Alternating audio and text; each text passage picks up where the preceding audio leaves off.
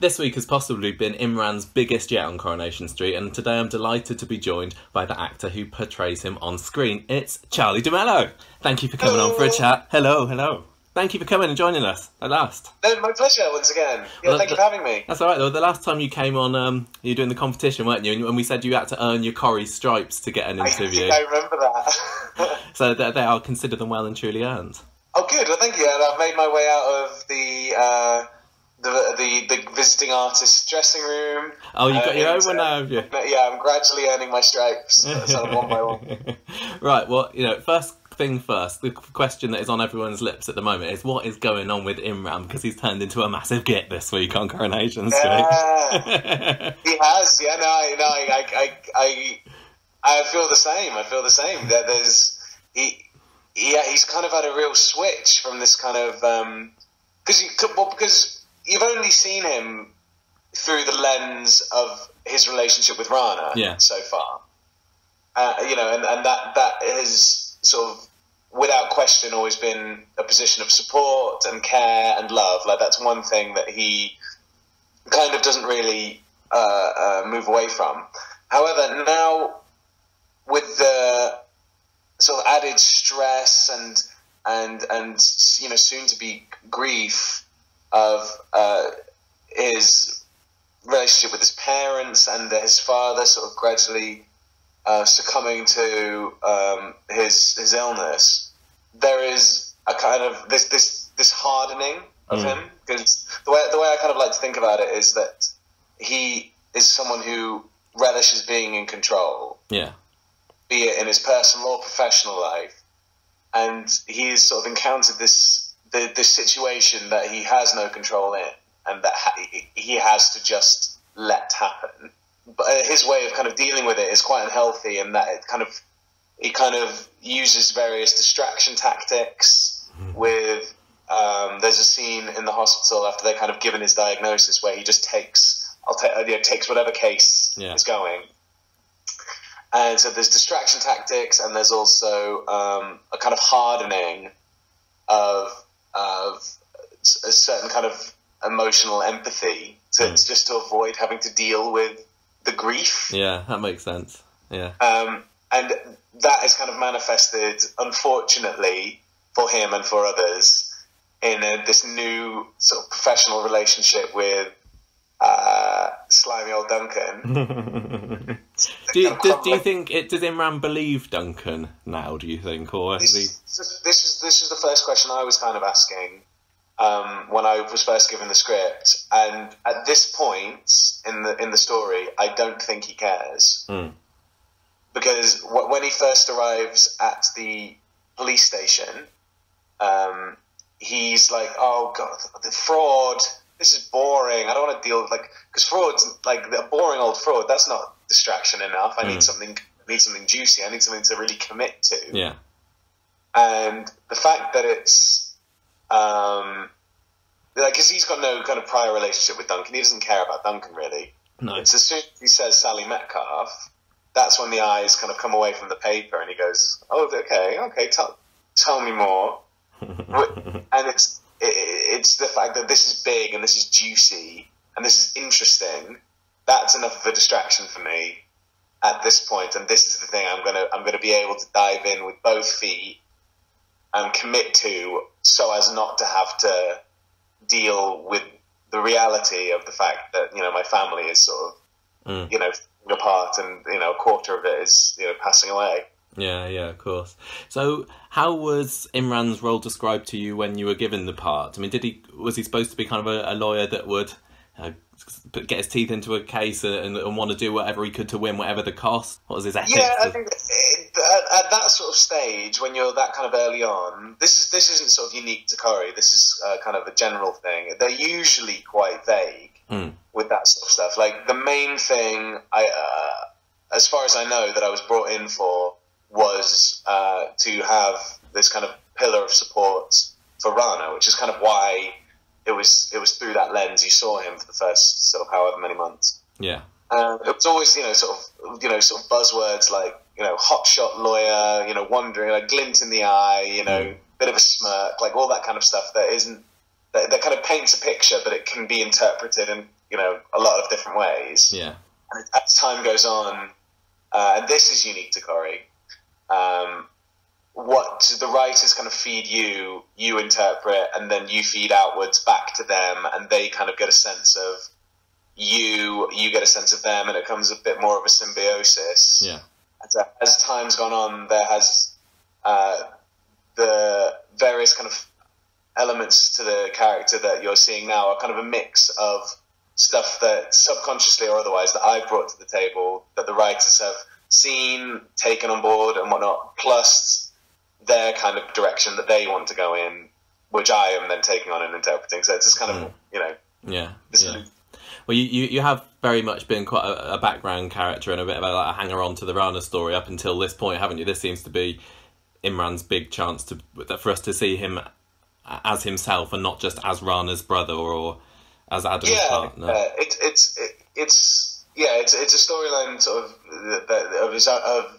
his own or my own or whatever, and it shows, like I said before, this extreme kind of personality shift, which it isn't so much like out of character, because when sort of terrible things happen to people, or when you're going through bereavements or what have you, people can kind of go to places that they wouldn't otherwise go. Johnny Connor being a good example of that. Johnny Connor being a perfect example, which is one where, when we spoke before, I was quite staunchly defending him and some of his actions, because I was like, well, grief can make people act in crazy ways, kind of knowing full well what was coming, or what was in my future. And so it's going to be, I hope, an interesting thing for people to see, because there are these sort of crucial moments that I think, like the desperation to take any case that's going, the fact that he found Duncan initially boring until Sally's name was mentioned, all these sorts of stuff. It's like this, I don't care kind of what's going on out there. That's everything out there in the world is stuff that I'm trying to ignore. Kind of what's going on inside that I'm trying to kind of suppress and take control of in this kind of chaotic situation in which I have no control. Yeah. So I hope people aren't kind of enjoy it and find it interesting in a similar way that I have had making it, because it's been really good, like fun to make. So I hope that kind of comes through. Have you had to read up about legal things since you've taken on this role? Like what it's like to be a solicitor and about the courts and everything? There's been an element of that. I mean, up until recently, it hasn't played a huge part in sort of my day-to-day in playing the part, because it's been to do with other stuff. But as of lately, and I won't go into too much detail for fear of the team over there kind of lynching me, that kind of stuff has come into play a lot more lately. And it's been, like, don't get me wrong, the research team and the guys who deal with that stuff are fantastic, but it's been quite nice, just for my own kind of personal interest, to kind of dip a toe into kind of what a typical day might look like, and what kind of, less to do with the kind of intricacies of the law, but more to do with the effect on a person, and what kind of personality types that kind of work attracts, and various kind of personal sacrifices or gains that are made as a result of that. So that has been interesting. And I've been kind of looking up the last few days, because somebody on our Facebook group, Adrian, made a comment about would this be a case for the Magistrates Court or the Crown Court, and is Imran a solicitor or a barrister? And that made me realise that I didn't really know very much about this. Yes, there are things like that, and there are elements of, like, well, hang on, is he in property law, or is he in criminal law, or is he in divorce law? There are elements of that, because just in terms of the kind of structure in which we're working, it would be kind of unreasonable to have that kind of reality play a part, because you end up with dozens of people who only pop up once in a while when there's a problem with, with the factory. Just go, let's get our property lawyer in, or let's get our divorce lawyer in. The whole kind of reality of it has been very much streamlined, and just for the purposes of a 20-minute episode. Yeah. You can't have, because otherwise you're then bogged down with kind of explaining who everyone is and why and what they do. Yeah. So that's kind of where the reality and the kind of fiction kind of meet and clash a little bit. I laughed the other day when Imran made a comment to Adam saying, "Oh, we don't have to get all our clients from this one street, And I was thinking, oh yeah, you probably will, to be honest. There's plenty of lawyers needing just on Coronation Street. Yeah, to be fair, this place, if anything, it could probably do with a few more. So, do you think that Imran will be able to win back the trust of the community once this is all over? Well, this is the thing, is that as far as the representing Duncan and the ripple effect that has on Sally and the Metcalfe clan, like he's not doing anything nefarious. There's no, like, he is being, he's clearly, because we're the audience know things that the characters can't know. And so we all know that Duncan's wrong, but we've got Tim doesn't know. No. Tim's questioning his own wife, and he knows her a lot better than Imran does.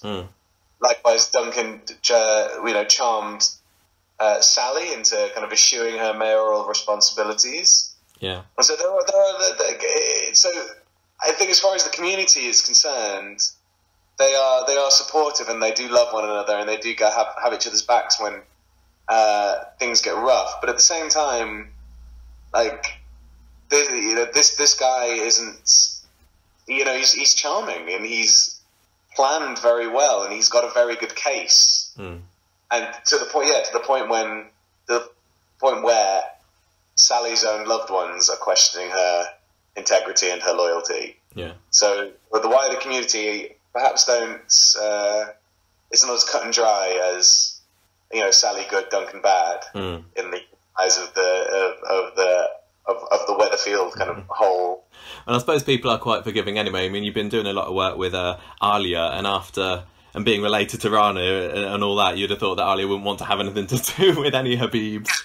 But this is another, because unfortunately it's kind of there's only been time to kind of pay lip service to it so far. But because Alia and Rana they were friends long before they were at university together, I think. Yeah. And so as a result of that, there is a past relationship that Imran has with Alia as well. Yeah, I guess so. We haven't seen. Very much platonically, I hasten to add. And so there is this kind of already built friendship, which, obviously we haven't had a chance to see or even really delve into yet. But that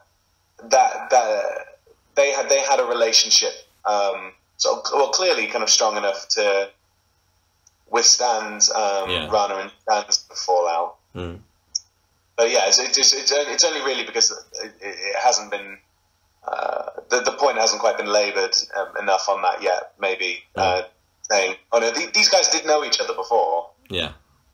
They didn't meet on screen, if that makes sense. Yeah. So moving away from the Sally stuff, another big development this week, which hasn't been on TV yet, but it will have been by the time we broadcast this interview, is the death of Imran's father. So does he feel guilty for not making his peace with him before he dies? Yeah, this one's tricky, and this was quite a difficult one for me to pitch, because on the one hand, his parents were sort of objectively wrong as far as Imran's concerned. They acted, in a way that few would be able to forgive. But at the same time, they are still a family, and there is still love there, and it's very tricky to know how to react. And I think that was kind of ultimately how I ended up, is that he just doesn't know. He's like completely blank and kind of hollowed out a little bit. Like he doesn't wail, he doesn't scream, he doesn't even really allow himself to cry. It's just this kind of completely at a loss, which is something that is very out of character for him, because you know, he usually has something to say.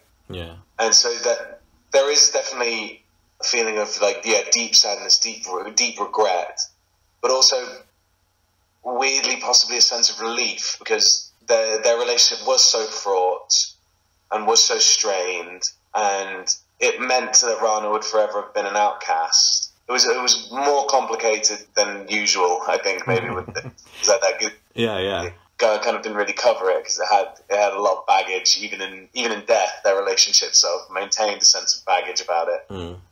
So does Imran feel more of a sense of responsibility now? He's like the man of the family, especially for his mum as well. Now she's on her own. I mean, he's always kind of felt a sense of responsibility with Rana, as we've kind of seen on screen before. But in this case, because he's so actively fighting against his own feelings and so wanting to just kind of bury stuff away and keep it hidden, that there is kind of an element of move on. Let's think about something else. Even with the relationship with his mother, there is this kind of like, just whatever problems that I can fix, I'll fix them. They're gone. It's fine. It's done. But there's the death itself is something that you can't fix that. So you bury yourself into the sand. Yeah.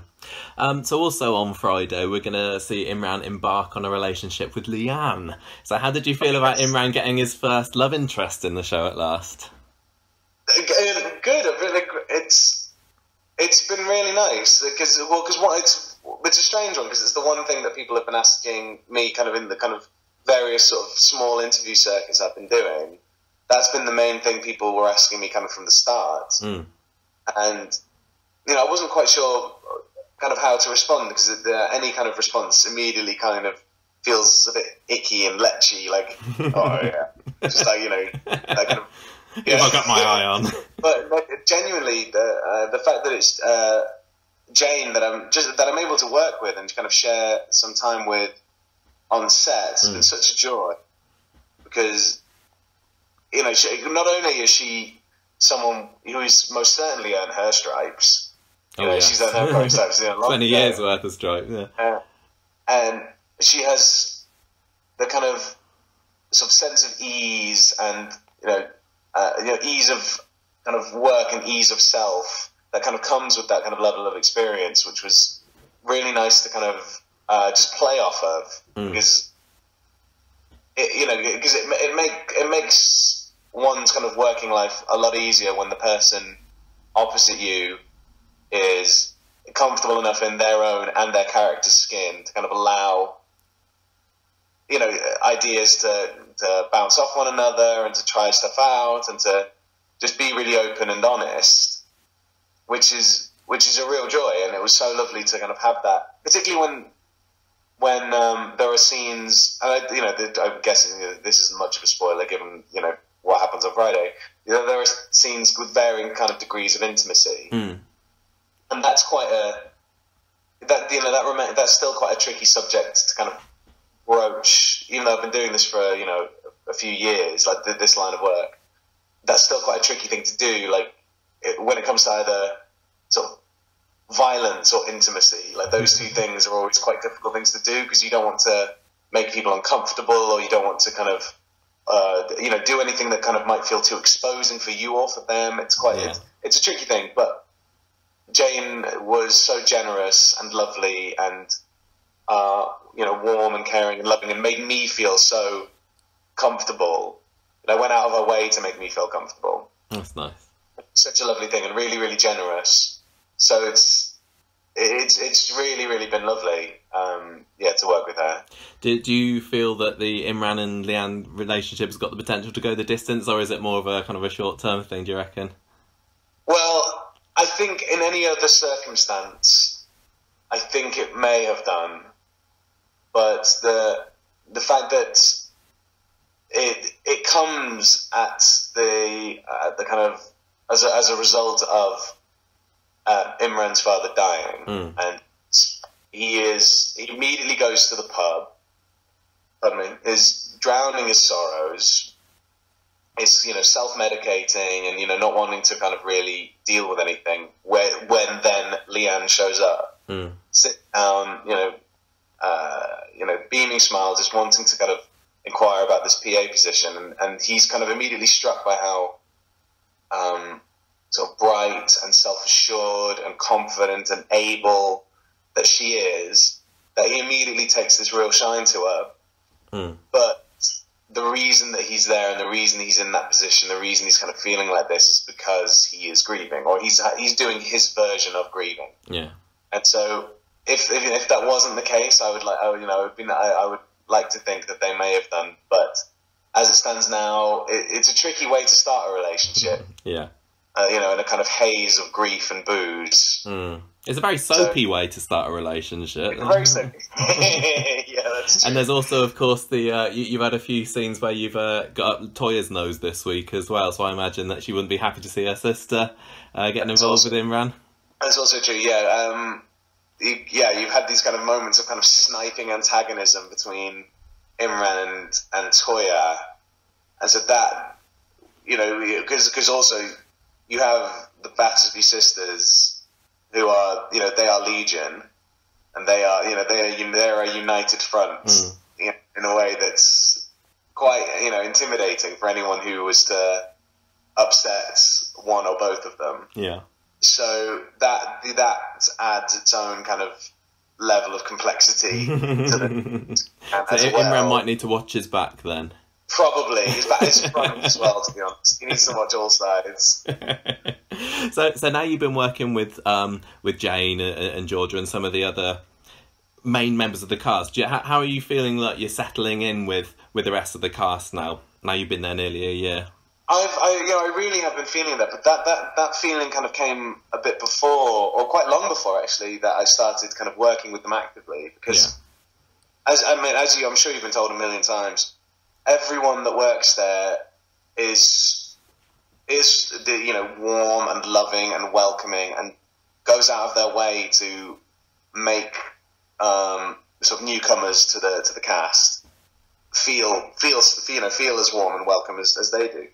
So I felt this kind of affinity to everyone working there and a kind of level of comfort almost immediately because of how much effort people put in to making you feel that way when you work.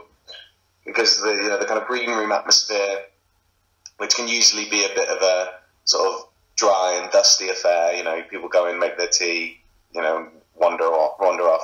It's this kind of hub of activity and chat and people kind of picking each other's brains or talking about work or about their personal lives or what have you. Like it's this very kind of familial and friendly atmosphere. So that feeling has kind of been there from the start, but even more so now that I'm getting a chance to work with Jane and Georgia as often as I have done recently.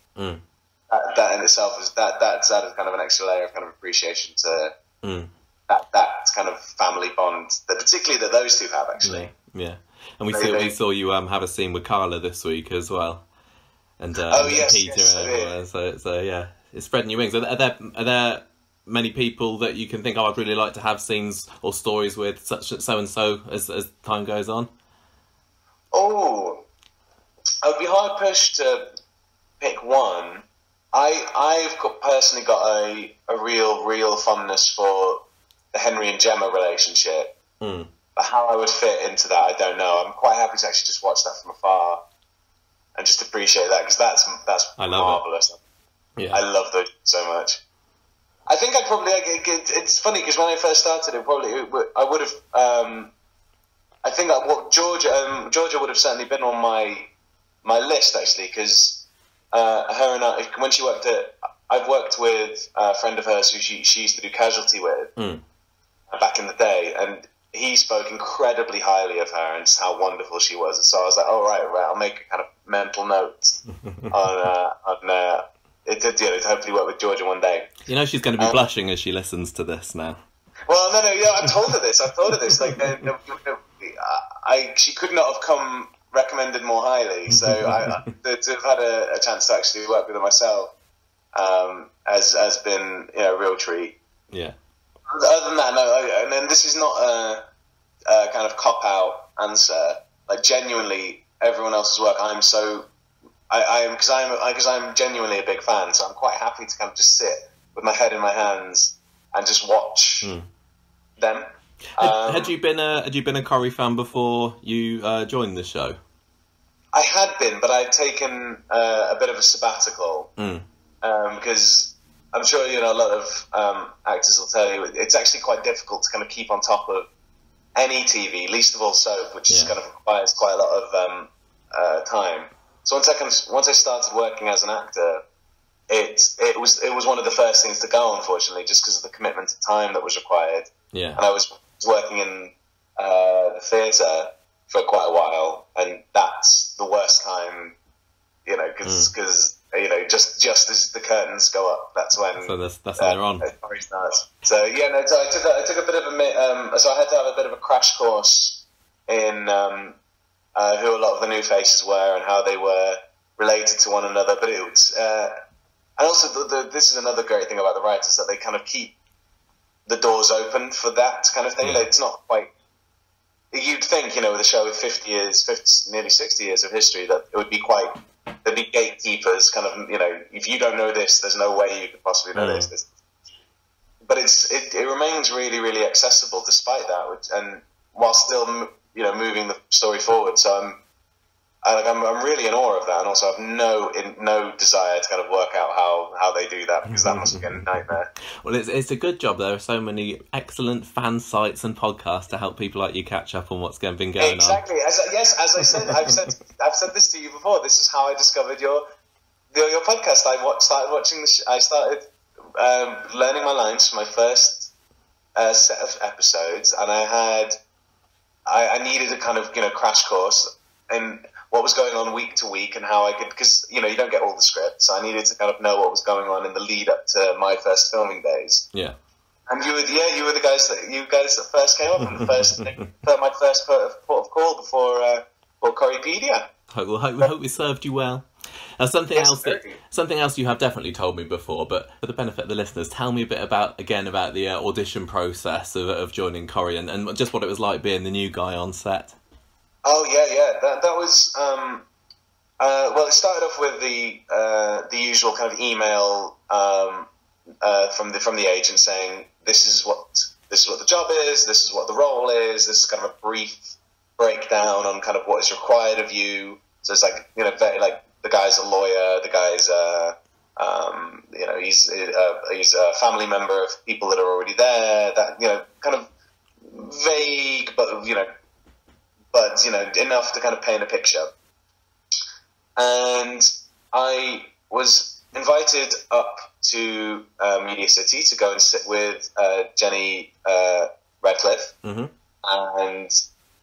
basically just sit down in sort of a back room somewhere, at the studios, and do a just do a read. And it wasn't a scene that was going to be recorded ever. It was never, it was never a scene from a real script or anything. It was something along the lines of Imran had found out someone was cheating. No, that his wife was cheating on him, and that he wanted to fight the person who was doing it because it was his best friend. He's eventually talked down, and then kind of reminisces about how much he loved her. Right.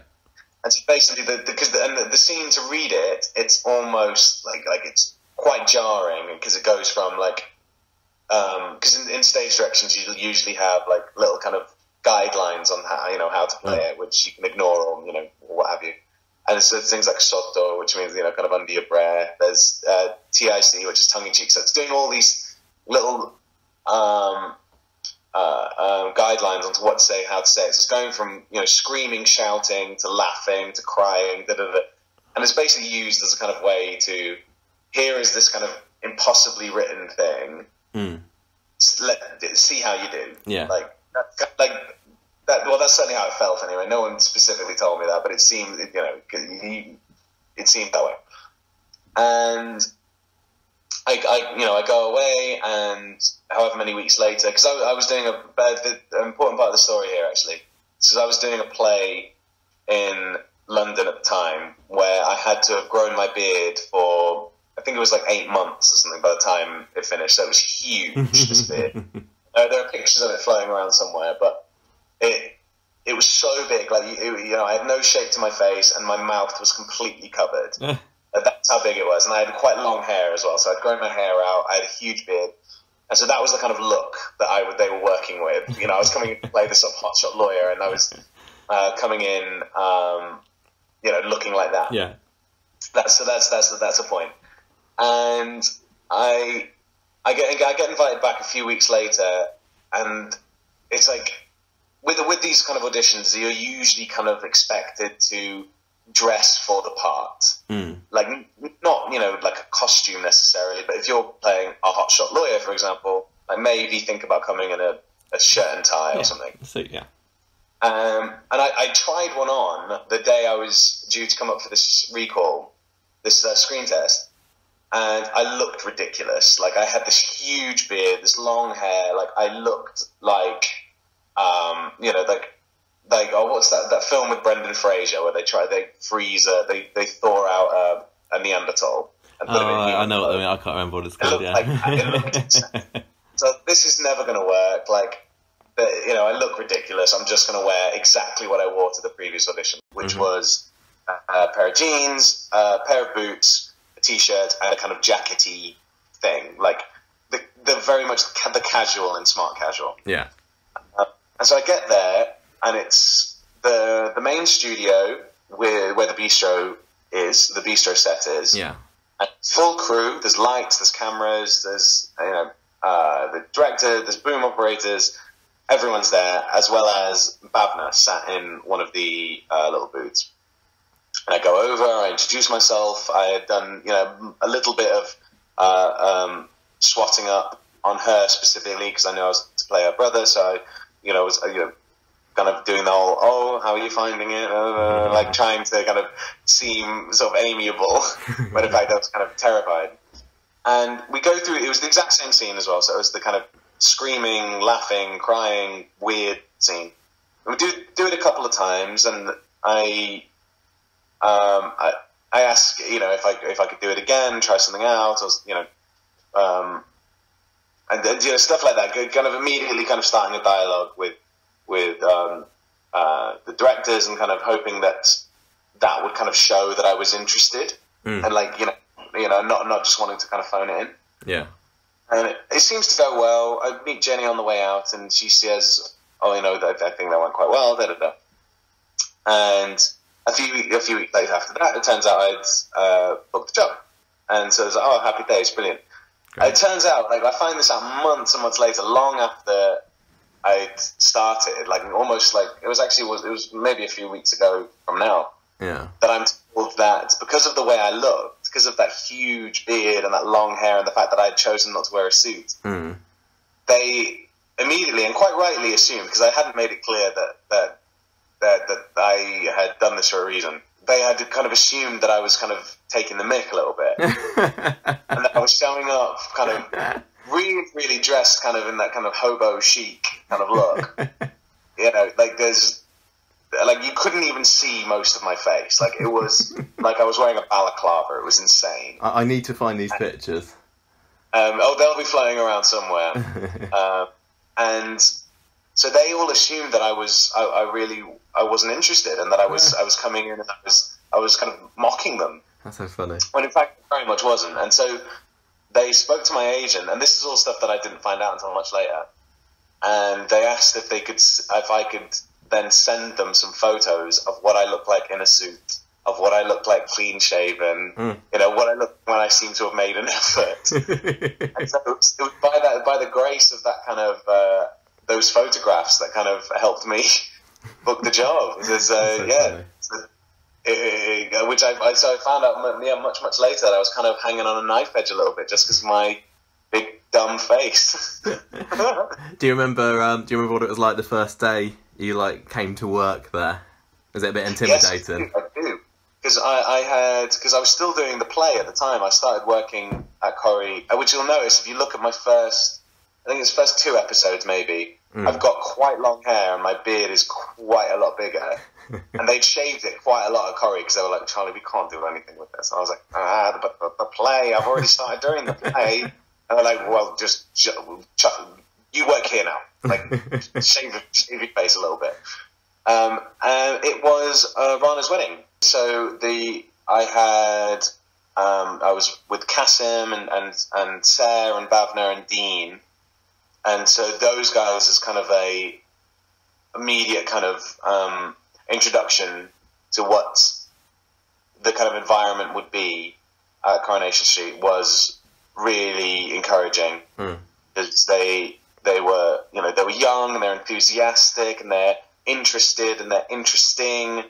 And so that kind of being my first time there, because you never know when you kind of accept a new job, kind of what the dynamic is going to be, and if there's some sort of hierarchy, or if there is some sort of unwritten rule set that heaven forbid you may break. So that was really, really nice, and so to have that be the first day in particular was lovely. That's nice. It must have been nice as well to have got the job there with Nicolas working on the same show as well, so a friendly face.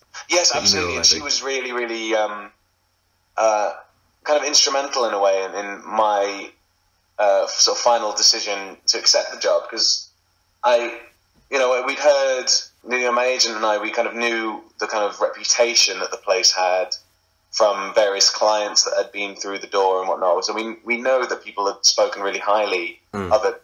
You never quite know what the deal is. And so the fact that Nick was there and she was really encouraging, and she told me, kind of broke it down for me a little bit and just told me what a wonderful experience she'd been having and kind of what a special place it was. It was at that point that I'd be like, all right, if I don't go now, it'd be, looking a gift horse in the mouth. Yeah. Yeah. It sounds like such a wonderful place to work, and it's proven to be right. So I'm immensely sort of grateful to her for that as well. I guess you must have known at the time that she was only going to be in it for a certain period before a character was going to have to leave. Oh, before everyone else did, I did, yeah. But at that point, I didn't know. Oh, okay. But as time goes on, there are you usually hear whispers, around the corridors. Before things kind of get set in stone. So, and particularly once Pat had started kind of really putting the nails in his own coffin as well as other people's. Yeah. It's like, okay, the kind of hubris of his story kind of needs to be like that. Nicolas is no longer around. And so I didn't know it would end in the way that it did, and so which I'm grateful for. I'm glad for, because hopefully it'll give us an opportunity to kind of see more of her in the future. Because I feel that there are lots of really interesting threads. Oh, definitely. That they could pull on, with her relationship with Harry, with Seb, with Gary and Sarah and Eileen. Yeah. So there's lots of interesting stuff to keep tugging at there. So I'm glad that that door is still open. Yeah. So what about you? Are you hoping to stay on Corrie long term? Well, this is the thing, is that had you asked me that, before I started the job, I was like, well, I don't know, because I'd not done a job that was longer than a year before. So the idea of committing to anything longer than that seemed kind of alien to me and a little bit like daunting in a way. And so, but now having been here if we are in August now, so I would have started, my first day would have been, I think 11 months ago, so I've nearly been there a year now. Yeah. Now I'm having such a wonderful time there, and I've been afforded so many wonderful opportunities, and to work with some wonderful actors and some really wonderful writing and some really engaging and exciting and wonderful directors, and as well as the crew who remain consistently wonderful, day in and day out. So now is the case where it's like I said about looking a gift horse in the mouth. Like I think I'd be happy for as long as they'll have me at this stage. Yeah. They've been very good to me so far, and so I would hope that I'd be able to do the same for them. Cool. Well, listen, it's been so nice talking to you today. Thank you so much for coming on for the interview, and I hope that the listeners will understand a little bit more about Imran's motivations for his recent behaviour, and it's been lovely hearing about the behind the scenes stuff too. No, you're very welcome, Michael. Thank you. All right, bye-bye. Bye.